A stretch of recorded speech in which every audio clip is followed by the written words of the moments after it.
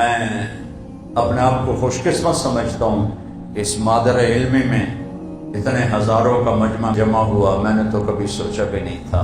اس وقت جو اساتذہ تھے ان کے لیے میں ایک شعر ہی کہہ سکتا ہوں، آئے و شاک گئے وعدہ فردہ لے کر، اب انہیں ڈھونڈ چراغ رخ زیبا لے کر۔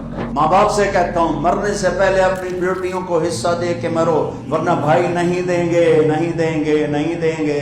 اپنی بہنوں کا حق میرے رب نے رکھا ہے، ادا کرو، ورنہ چور ہو تم، ڈاکو ہو، اور ان ڈاکوؤں سے بڑے ڈاکو ہو جو ایک ماں کے پیٹ سے نکلی ہوئی اور ایک چھاتی کا دودھ پینے والی اور ایک آنگن میں کھیلنے والی کا حق مار لیتے ہو۔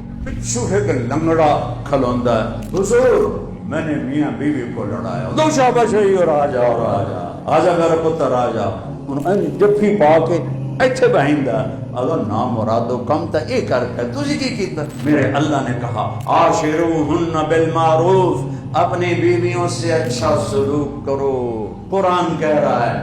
اور ایک آپ کو عجب بات سنو، میاں بیوی آپس میں لڑ پڑیں اور کوئی ان کو بیچ میں پڑھ کے صلح نہ کرا، خود ہی صلح کر لیں، آجا صلح کر لیں، اللہ اتنا خوش ہوتا ہے کہ ان کے پچھلے سارے گناہ معاف کر دو۔ ماں باپ کے آگے سر جھکا دو، ان کے جوتے بھی برداشت کر لو، ان کی گالیاں بھی برداشت کر لو، ان کی شدت بھی برداشت کر لو، ان کے آگے اف نہ کرو۔ جس کو ماں کی دعا لگ گئی یا باپ کی دعا لگ گئی وہ فرشتوں سے بھی اوپر چلا جائے گا۔ جس رب کے پاس جا رہے ہیں اس نے پسند کیا تو پھر کام بنے کہ لوگوں کی واللہ یہ مجھ میں یہاں یہ ہو، یہ کچھ نہیں ہے، یہ گرد و غبار ہے۔ اللہ نے کہا آدم مہر ادا کرو، ہوا کا یا اللہ کیا ہے مہر؟ اللہ نے کہا تیری نسل میں میرا آخری محبوب آئے گا، اس پہ ایک دفعہ درود پڑھ دے، یہ مہر ہے۔